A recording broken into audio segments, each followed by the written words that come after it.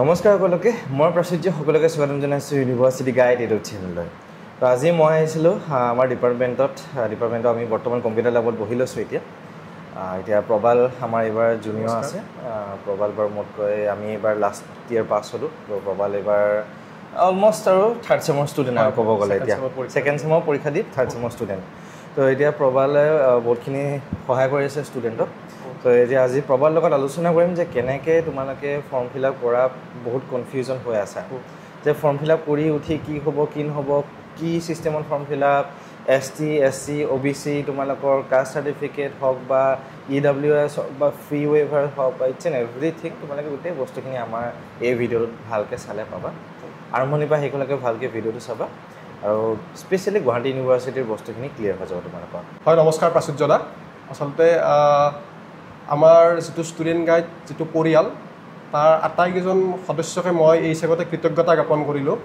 আচলতে অসমৰ বিভিন্ন বিশ্ববিদ্যালয়ৰ যিবোৰ প্ৰৱেশ পৰীক্ষাত উত্তীৰ্ণ হ'বলগীয়া ছাত্ৰ ছাত্ৰী তেওঁলোকৰ বাবে এই আমাৰ ষ্টুডেণ্ট গাইড পৰিয়ালটোৱে যথেষ্ট পৰিমাণে যৎপৰোনাস্তি চেষ্টা প্ৰতি বছৰে চলাই আছে আৰু এই বৰ্ষতো তেওঁলোকে বিভিন্ন ধৰণে প্ৰচেষ্টা হাতত লোৱা আমি পৰিলক্ষিত হৈছোঁ। তেওঁলোকৰ সেই ফ্ৰী গাইডেন্স ছেশ্যনে হওক বা তেওঁলোকে যিধৰণে আমাৰ এই প্ৰৱেশ পৰীক্ষাৰ ওপৰত যিবোৰ জাননী প্ৰকাশ পায় সেই জাননীসমূহ আপোনালোকক এই মাধ্যমেৰে প্ৰকাশ কৰাৰ জৰিয়তে বিভিন্ন ধৰণে সেৱা আগবঢ়াই আছে। গতিকে প্ৰতিগৰাকী ছাত্ৰ ছাত্ৰীকে মই এই পৰিয়ালটোৰ লগত সংযুক্ত হৈ থাকিবলৈ মই আগ্ৰহ প্ৰকাশ কৰিলোঁ। আমাৰ গুৱাহাটী বিশ্ববিদ্যালয়ৰ যিটো স্নাতকোত্তৰ প্ৰৱেশ পৰীক্ষা সেইটোৰ যিখন জাননী ইতিমধ্যে প্ৰকাশ পাইছে আৰু আমি পৰিলক্ষিত হৈছোঁ যে এইবাৰ সমৰ্থ পৰ্টেলৰ জৰিয়তে এই নামভৰ্তিসমূহ আৰম্ভ হ'ব আৰু ইয়াৰ প্ৰৱেশ পৰীক্ষাৰ যিটো প্ৰ-পত্ৰ পূৰণৰ দিন সেই প্ৰ-পত্ৰ পূৰণৰ দিনটো ইতিমধ্যে আৰম্ভ হৈছে 21 জুন 2025 তাৰিখৰ পৰা আৰু 1 জুলাই মাজনিশালৈ এই প্ৰ-পত্ৰ পূৰণ প্ৰক্ৰিয়া চলি থাকিব। আৰু যিসমূহ ছাত্ৰ ছাত্ৰীয়ে প্ৰৱেশ পৰীক্ষাত উত্তীৰ্ণ হ'বলৈ গৈ আছে তেওঁলোকৰ বাবে 5 জুলাই তাৰিখে এডমিট জেনেৰেট হ'ব আৰু 10, 11 আৰু 12 জুলাই তাৰিখে অসমৰ গুৱাহাটী বিশ্ববিদ্যালয়ৰ লগতে 20খনকৈ জিলাত এই প্ৰৱেশ পৰীক্ষাসমূহ অনুষ্ঠিত হ'বলৈ গৈ আছে। আৰু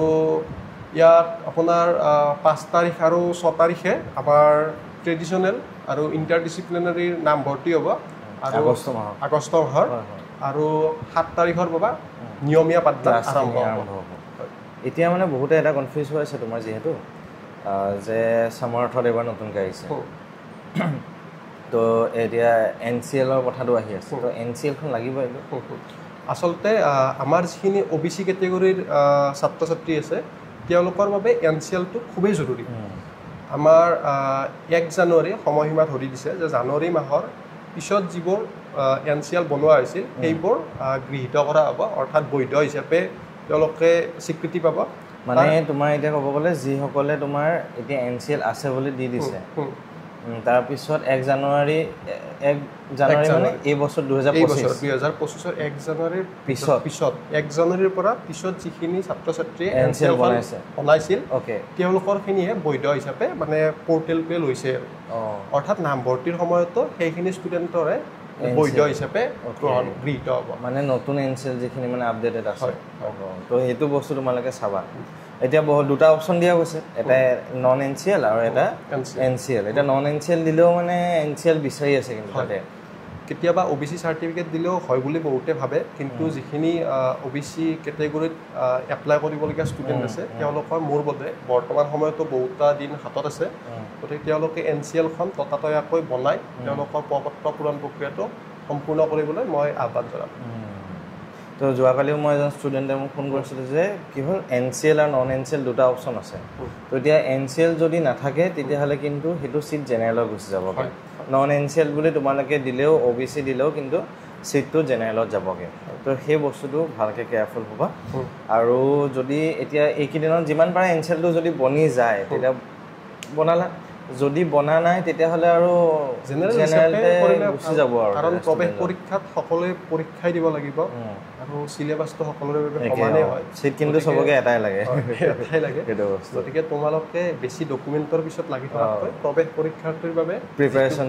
চলোৱা ভালকৈ তেতিয়া তোমালোকৰ সেই প্ৰৱেশ পৰীক্ষাত উত্তীৰ্ণ হোৱাৰ চান্সো বহুত বাঢ়ি যাব য়েছ তো এতিয়া তোমাৰ আমাৰ ST SC যিকেইটা আছে ST SC আছে তো তাততো একো চাৰ্টিফিকেট দিব নালাগে কোনো ধৰণৰ চাৰ্টিফিকেট নালাগে তাৰ যিবোৰ কাষ্ট চাৰ্টিফিকেট হয় সেইবোৰে সম্পূৰ্ণৰূপে বৈধ হৈ আছে আৰু সেইসমূহ তেওঁলোকে যিটো ফৰ্ম ফিল আপৰ সময়ত যেতিয়া তেওঁলোকে এপ্লাই কৰিব আৰু সেই এপ্লাইৰ অনুযায়ী তেওঁলোকে নামভৰ্তিৰ সময়ত যিখন আমাৰ মেৰিট লিষ্ট ওলাব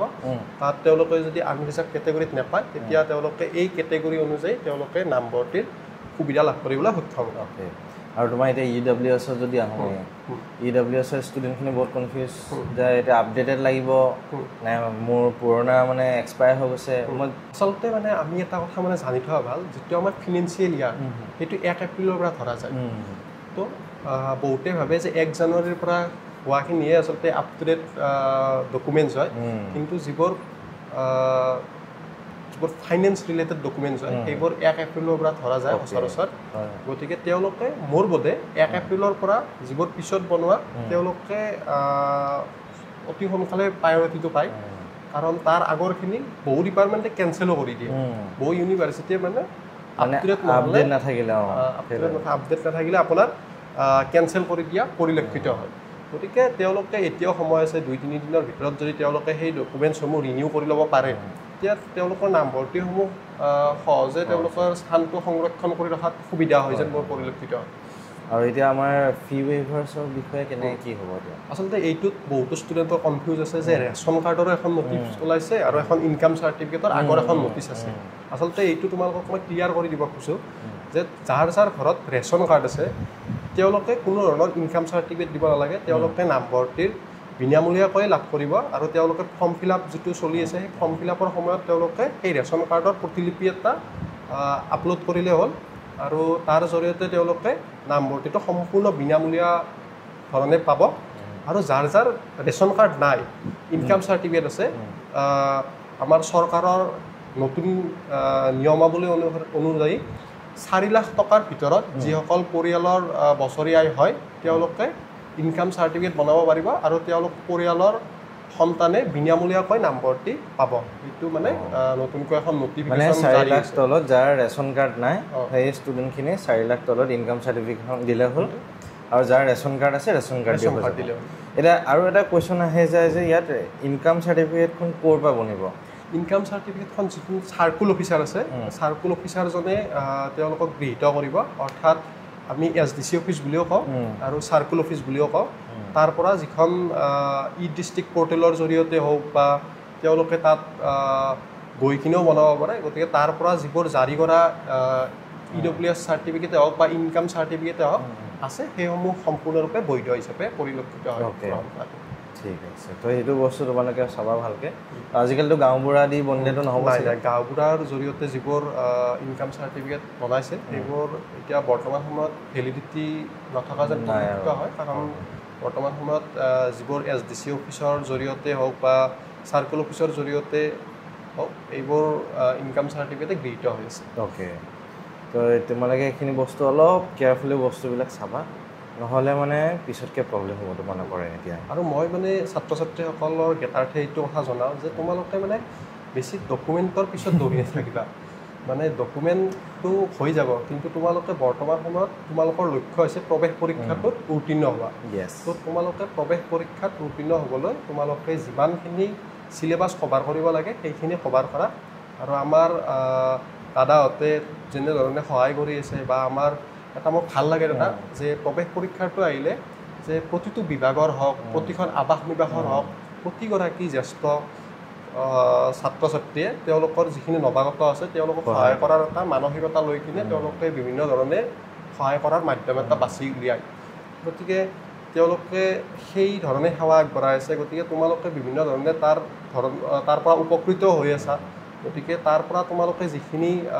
জ্ঞান লাভ কৰিছা বা তেওঁলোকৰ পৰা যিখিনি এক্সপিৰিয়েঞ্চ লাভ কৰিছা সেইখিনি তোমালোকে এই যিটো প্ৰৱেশ পৰীক্ষা আছে সেইটোত তোমালোকে ফলপ্ৰসূ কৰা আৰু যাৰ জৰিয়তে তোমালোকে গুৱাহাটী বিশ্ববিদ্যালয় নহয় অসমৰ এখন আগশাৰীৰ বিশ্ববিদ্যালয়ত তোমালোকে নামভৰ্তি কৰি স্নাতকোত্তৰ মহলাৰ যিটো পাঠ্যক্ৰম সমাপন কৰি তোমালোকৰ জীৱনৰ লক্ষ্যত উপনীত হোৱা বুলি আমাৰ বিশ্বাস আছে গতিকে তোমালোকে ডকুমেণ্টছটো তোমালোকে বনাই থাকা কিন্তু তাৰ জৰিয়তে মানে তোমালোকে প্ৰৱেশ পৰীক্ষাটোতো সমানে গুৰুত্ব দিয়া কিছুমানে কি কৰে যে ডকুমেণ্টৰ পিছত বেছি ফৰ্ম ফিল আপ ডকুমেণ্ট কি লাগিব কি নালাগে এইখিনি বস্তু আৰু মই মানে দাদা এটা কথা মানে দুখ লাগে যে আমাৰ যিটো গভৰ্ণমেণ্টৰ পৰ্টেল আছে স্মাৰ্ট পৰ্টেল এইটো ছাত্ৰ ছাত্ৰীৰ বাবে এটা বহুত কামৰ পৰিণত হৈছে এতিয়া তোমাৰ ইউজিতে আমি প্ৰব্লেম দেখিছোঁ আৰু পিজিতে গুৱাহাটী ইউনিভাৰ্চিটি হঠাতে অহা দেখা গ'ল এতিয়া স্মাৰ্টটো যেতিয়া এইটো এই জৰিয়তে নহয় যিটো যেতিয়া আমাৰ ষান্মাসিকৰ মানে ফৰ্ম ফিল আপ হয় তেতিয়া মানে কি হয় পৰীক্ষাৰ পিছতো কেতিয়াবা এডমিট ওলায় ইমানেই মানে শ্ল' চাৰ্ভাৰ সেইটো আচলতে ডেভেলপ কৰাৰ মানে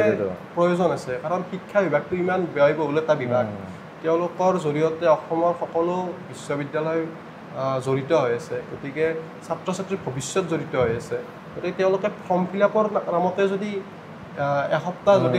মানে জড়িত হ'ব লগা হয় তেতিয়াহ'লে তেওঁলোকে যিটো বস্তু তোমাৰ আধা ঘণ্টা 20 মিনিটত হয় গতিকে তেওঁলোকে মানে ইমান জড়িত হোৱাৰ ফলত তেওঁলোকৰ প্ৰৱেশ পৰীক্ষাত পাঠ্যক্ৰমটো মানে চোৱাত যথেষ্ট পৰিমাণে বাধাত পৰিণত হয় গতিকে সেইটো মই আচলতে অসম চৰকাৰক মই কাটৰ অনুৰোধ জনাওঁ যে আপোনালোকে যাতে এই যিটো পৰ্টেল এই পৰ্টেলটো সম্পূৰ্ণৰূপে ডেভেলপ কৰক এতিয়া আমাৰ ফৰ্ম ফিল আপৰ বহুত ইছ্যু হৈ আছে যেনে দেউতাক মাকৰ নামটো ইনভেলিড দেখুৱায় সেইটো এটা ডাঙৰ প্ৰব্লেম পাইছোঁ সেইটো কাৰণে কি কৰিব লাগিব এতিয়া সেইটো কাৰণে আমি DHCকো আমি জনাইছোঁ আমি গুৱাহাটী বিশ্ববিদ্যালয় অথৰিটিকো জনাইছোঁ আচলতে বৰ্তমান উপায় কিবা আছে নেকি এতিয়া বৰ্তমান তেওঁলোকে কৈছে যে এইটো ছাৰ্ভাৰৰ ইছ্যু চলি আছে গতিকে অতি সোনকালে এইটো ঠিক হ'ব গতিকে আমি গোটেইখিনি প্ৰব্লেম আমি নোট ডাউন কৰি কিনে আমি জনাইছোঁ আৰু কিছুমান ছাত্ৰ ছাত্ৰীয়ে কি কৰিছে যে ডকুমেণ্টছ কিছুমান ভুল আপলোড কৰিছে আৰু সেইসকলৰ কাৰণে কাৰেকশ্যন উইণ্ড'টো খোল দিয়াৰ কাৰণে আমি প্ৰয়াস কৰি আছোঁ আৰু যিটো কাৰেকশ্যন উইণ্ড'টো যিটো হ'ব সেইটো মানে 1 তাৰিখৰ পিছত আহিব 1 তাৰিখৰ পিছত 2-3 তাৰিখ মানে আহিব হয় যদি 2-3 তাৰিখ মানে খুলি দিয়ে তেতিয়া কেতিয়াবা মানে কি হৈছে তেওঁলোকে সঠিক ৰূপে ফৰ্ম ফিল আপটো কৰিছে কিন্তু ছাৰ্ভাৰৰ কাৰণে কি হৈছে যে সেইটো মানে বেলেগ এটাত পৰিণত হৈ গৈছে যে কিছুমান ছাত্ৰ ছাত্ৰী এনেকুৱা হৈছে 2025 বৰ্ষত মানে এইটো বেটছত 2025 বৰ্ষত তেওঁলোকে পাঠ্যক্ৰম সম্পূৰ্ণ কৰিছে কিন্তু তেওঁলোকৰ সেইটোৱে ফিল আপ কৰিছে কিন্তু সেইটো গৈ কিনে ফৰ্ম ফিল আপৰ যিটো একনলেজমেণ্ট ওলায় তাত 2024 দেখুৱাই আছে গতিকে ইমানখিনি মানে তেওঁলোকৰ মানে প্ৰব্লেম এটা হৈছে গতিকে আমি অথৰিটিকো জনাইছোঁ আৰু DHCকো জনাইছোঁ তো এইকাৰণে তোমালোকে যদি কিবা এনেকুৱা টাইপৰ প্ৰব্লেম পাইছা এতিয়া বহুতে মোক কৈ আছিলে বা প্ৰবালকো কৈছে তো তোমালোকে সেইটো বেছি ষ্ট্ৰেছ নল'বা চিন্তা নকৰিবা কাৰেকশ্যন উইণ্ড' আহিব 2-3 তাৰিখ মানে আহি যাব কাৰেকশ্যন উইণ্ড' অহাৰ লগে লগে তোমালোকে সেইখিনি ৰিপিট কৰি ঠিক কৰি ল'ব পাৰিবা চ' সেইখিনি ষ্ট্ৰেছটো কমাই মেইন ষ্ট্ৰেছটো এতিয়া পঢ়াত আনা তোমালোকে 10-11-12 তোমালোকৰ 3 দিন গুৱাহাটী ইউনিভাৰ্চিটি এণ্ট্ৰেঞ্চ হ'ব তো আজি হ'ল তোমাৰ আমাৰ 26 তাৰিখ হ'ল আমাৰ এতিয়া চ' 26 তাৰিখৰ পৰা যদি চাওঁ আমাৰ প্ৰায় 12-13 দিন আছে এক্সামলৈ তোমালোকৰ চ' এই 12-13 দিন ৰাতি যদি ভালকৈ পঢ়ি দিয়ে ধুনীয়াকৈ তোমালোকে ইউনিভাৰ্চিটিত আহিব পাৰিবা ভালকৈ তোমালোকে ছিটটো দখল কৰিব পাৰিবা ছিট কিন্তু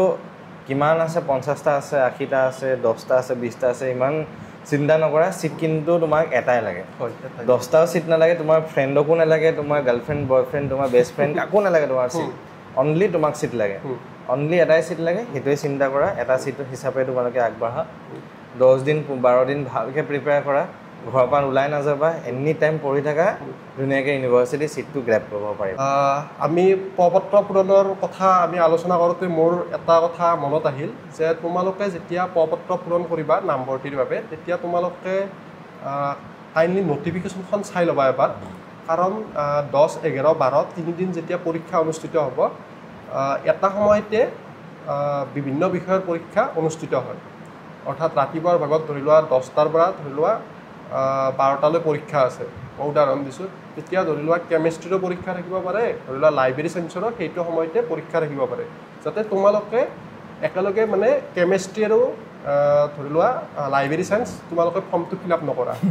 তোমালোকে চাই ল'বা যে কেমেষ্ট্ৰি তাৰে পিছত ধৰি লোৱা মাছ কম আছে মাছ কম ল'ব পাৰা দ্বিতীয় শিফ্টটোত ধৰি লোৱা মাছ কম আছে সেইটো ল'ব পাৰা তেনেদৰে তোমালোকে চাই ল'বা বহুতে কি কৰে মানে ফৰ্মটো ফিল আপ কৰি দিয়ে নটিফিকেশ্যনখন নোচোৱাকৈ তাৰপিছত তেওঁলোকে কয় যে আমাৰ এটা সময়তে দুটা পৰীক্ষা আছে তো আমি কোনটো দিম এতিয়া তোমাৰ ইণ্টাৰডিচিপ্লিনাৰী ছাবজেক্ট আৰু ট্ৰেডিশ্যনেল ছাবজেক্ট যিহেতু আছে ট্ৰেডিশ্যনেল ছাবজেক্ট এটাত ফৰ্ম ফিল আপ কৰিব পাৰিব আৰু ইণ্টাৰডিচিপ্লিনাৰী দুটা পাৰিব অ'কে তো ট্ৰেডিশ্যনেল ছাবজেক্টত এটাত নামভৰ্তিৰ বাবে প্ৰপত্ৰ পূৰণ কৰিব পাৰিব আৰু ইণ্টাৰডিচিপ্লিনাৰীত দুটা নামভৰ্তিৰ বাবে প্ৰৱেশ পৰীক্ষাত উত্তীৰ্ণ হ'ব পাৰিব অ'কে ট্ৰেডিশ্যনেলত পৰে বটানী জুলজি কেমেষ্ট্ৰি এইবোৰ মানে য'ত তোমালোকে মেজৰ লৈছা তেনেকুৱা টাইপৰ তোমাৰ আৰু ইণ্টাৰডিচিপ্লিনাৰী তোমাৰ এতিয়া লাইব্ৰেৰী চায়েন্স মাছ কম আহিলে ছ'চিয়লজি পাৰফৰ্মিং আৰ্টছ আহিছে পাৰফৰ্মিং আৰ্টছ ফ'কল'ৰ আহিলে য'ত মানে বেলেগ বেলেগ ডিপাৰ্টমেণ্টৰ পৰা ষ্টুডেণ্টখিনি আহিব পাৰিব আৰু এটা এতিয়া কুৱেশ্যন আহি যায় যে ডিগ্ৰী যদি মোৰ জেনেৰেলত হয় তেতিয়াহ'লে মই ফৰ্ম ফিল আপ কৰিব পাৰিম নে নোৱাৰিম পাৰিব ট্ৰেডিশ্যনেল ছাবজেক্টত পাৰিব নে নোৱাৰে পাৰিব তেতিয়া যদি তেওঁলোকে ধৰি লোৱা স্নাতকত তেওঁলোকৰ জুলজি মাইনৰ ছাবজেক্ট আছিল গতিকে তেওঁলোকে ইয়াত মাষ্টাৰ্ছৰ কাৰণে জুলজিত এপ্লাই কৰিব পাৰিব অ'কে আৰু তোমাৰ তাৰ লগতে তোমালোকে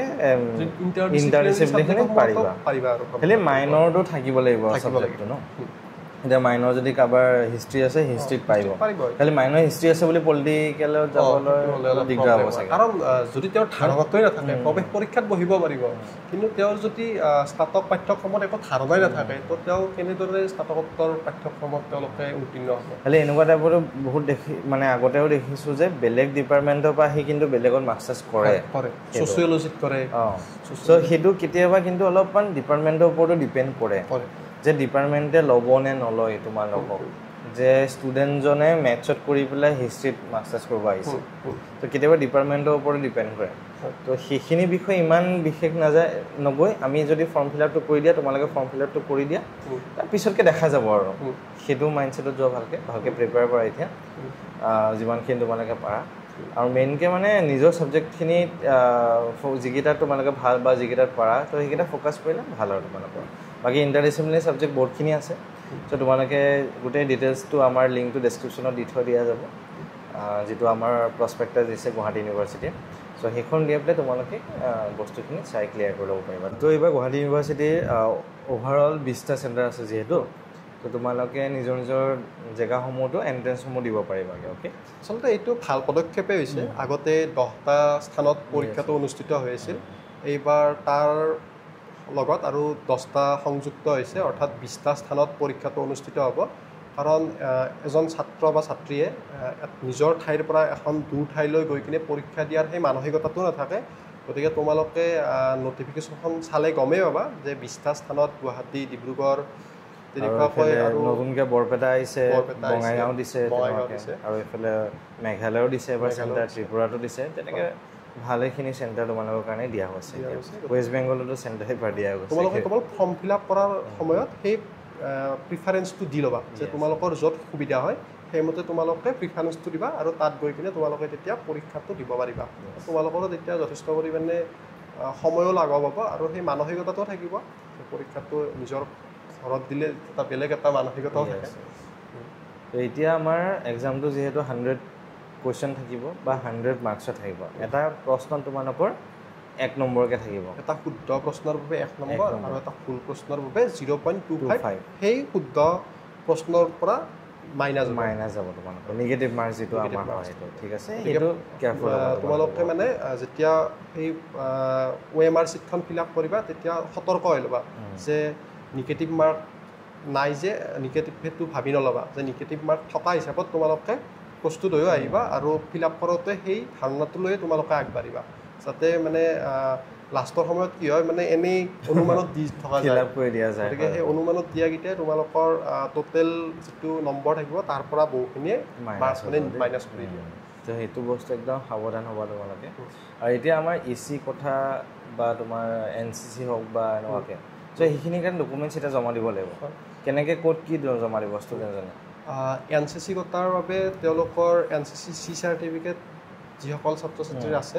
তেওঁলোকে প্ৰপত্ৰ পূৰণ প্ৰক্ৰিয়াৰ সময়তে তেওঁলোকে সেই C চাৰ্টিফিকেটখন আপলোড দি কিনে এখন আমাৰ নটিফিকেশ্যনৰ লগত এখন ফৰ্ম গৈছে সেই ফৰ্মখন ফিল আপ কৰি আমাৰ গুৱাহাটী বিশ্ববিদ্যালয়ৰ ছেক্ৰেটাৰী অফিচৰ 10 নম্বৰ ৰুমত 7 তাৰিখৰ ভিতৰত আহি তেওঁলোকে জমা দিব পাৰিব বা তেওঁলোকে পোষ্টযোগেও ডাকযোগেও তেওঁলোকে পঠাব পাৰিব বা বেলেগে আহি জমা দিব পাৰিব বেলেগে আহিও তেওঁলোকক জমা দিব পাৰিব আৰু যদি তেওঁলোকৰ NCC কোটা থাকে তেতিয়াহ'লে তেওঁলোকে এই সুবিধাটো লাভ কৰিব আৰু NSS কোটাৰ তেওঁলোকে যদি RD PRD বা কেনেকুৱা ষ্টেট কেম্প কৰিছে তেনেকুৱা যদি তেওঁলোকৰ NSS চাৰ্টিফিকেট আছে তেতিয়াহ'লে তেওঁলোকে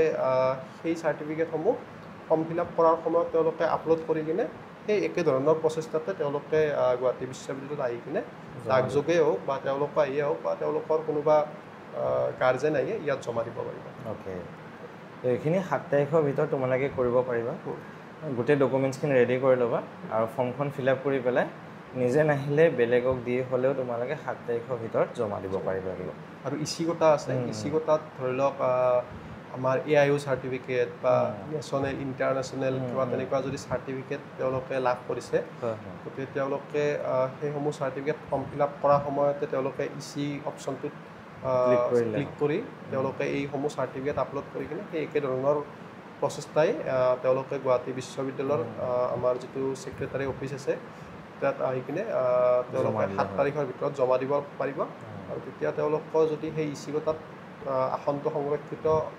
হয়, তেতিয়া তেওঁলোকে সেই ইচিগোটাৰ জৰিয়তে নামভৰ্তি কৰিব পাৰিব। আৰু এক্স এমপ্লয় কোটা আছে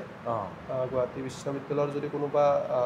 মাক দেউতাক তেনেকুৱা যদি চাকৰি কৰিছিলে তেওঁলোকেও কোটা হিচাপে নামভৰ্তি কৰিব পাৰিব। আৰু এক্স ডিফেন্স কোটা আছে, দেউতাক মাক যদি কেতিয়াবা ফ'ৰ্চৰ লগত জড়িত হৈছে, আৰ্মিয়ে হওক নেভিয়ে হওক, তেওঁলোকে তেওঁলোকৰ জিলাত থকা সৈনিক ভৱনৰ পৰা এটা ছিগনেচাৰ আনিব লাগিব। আৰু সেই ছিগনেচাৰটো আনি কিনে সেই একেধৰণৰ ফৰ্মখনে একেধৰণে প্ৰচেষ্টাতে জমা দিব লাগিব। আৰু এটা আছে আপোনাৰ ফ্ৰেণ্ড ভিলেজ কথা, তেওঁলোক কেইখনমান আমাৰ গাঁও ইয়াত নাম অন্তৰ্ভুক্ত হৈ আছে গুৱাহাটী বিশ্ববিদ্যালয়ৰ চুবুৰীয়া কেইখনমান গাঁও, তেওঁলোকৰ সেই গাঁৱৰ যদি ছাত্ৰ ছাত্ৰীয়ে যদি গুৱাহাটী বিশ্ববিদ্যালয়ত নামভৰ্তি কৰিব বিচাৰে, সেই ফৰ্মখনতে গৈ কিনে এখন ফ্ৰেণ্ডছ ভিলেজ ফৰ্মেই আছে, গতিকে সেই ফৰ্মখন ফিল আপ কৰি কিনে তেওঁলোকে এই নামভৰ্তি প্ৰক্ৰিয়াটোত অংশগ্ৰহণ কৰিব পাৰিব। তো এইখিনি তোমালোকে বস্তুখিনি মোৰ চবত ক্লিয়াৰ হ'ল চাগে। আৰু কিবা যদি থাকে তোমালোকে সুধিব পাৰিবা, প্ৰবাল আছে, প্ৰবালক সুধিব পাৰিবা তোমালোকে। আৰু এইখিনি যেনেকৈ ইচি কোটা হওক বা NCC বা NSS হওক বা তোমালোকৰ এক্স ডিফেন্স বা এক্স গুৱাহাটী ইউনিভাৰ্চিটি এমপ্লয়, তো সেই বস্তুখিনি যদি তোমালোকে জমা দিয়া মেলাত কিবা যদি হেল্প লাগে, প্ৰবাল আছে, প্ৰবালে হেল্প কৰিব পাৰিব তোমালোকক। আৰু এতিয়া এটাই চিন্তা কৰা যে 10 দিন 12 দিন যিমান দিন আছে, ফুল ফেজেড দিন ৰাতি ভালকৈ প্ৰিপেয়াৰ কৰি ভালকৈ পঢ়ি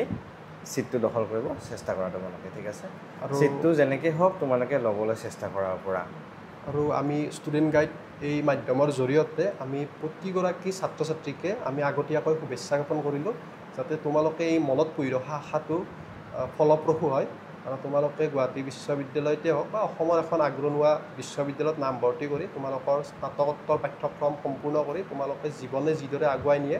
সেই পথত তোমালোকে আগবাঢ়ি যাব পাৰা, তাৰ বাবে আমি আগতীয়াকৈ শুভেচ্ছা জনালোঁ। তোমালোকে ফলপ্ৰসূ হ'বা বুলি আমি সম্পূৰ্ণ বিশ্বাস আছে, গতিকে তোমালোকে আগবাঢ়া। আমি যিদৰে তোমালোকক সহায় কৰিব পাৰোঁ, গুৱাহাটী বিশ্ববিদ্যালয়ৰ প্ৰতিগৰাকী ছাত্ৰ ছাত্ৰী আমি তোমালোকৰ বাবে যৎপৰোনাস্তি চেষ্টা চলাই আছোঁ। দাদাহঁত তোমালোকৰ লগত আছে, প্ৰতিখন আৱাস নিবাসৰ জ্যেষ্ঠ কনিষ্ঠ সকলোৱে তোমালোকৰ বাবে যথেষ্ট পৰিমাণে সহায়ৰ হাত আগবঢ়াই আছে, গতিকে সেইসমূহ সহায় লৈ কিনে তোমালোকে নিশ্চয় আগবঢ়া, তোমালোকৰ এই সফলতা যাত্ৰাত তোমালোকে আগবাঢ়ি যাব পাৰিবা। ঠিক আছে, থেংক ইউ প্ৰবাল। ঠিক আছে দাদা, গোটেই ডাউটখিনি চবৰে চাগে ক্লিয়াৰ হ'ল। তো আগন্তুক দিনলৈ চেনেলটো চাই থাকিবা, ছাবস্ক্ৰাইব কৰি দিবা আৰু সকলোকে নতুন ভিডিঅ'বিলাকত লগ পাম। Thank U.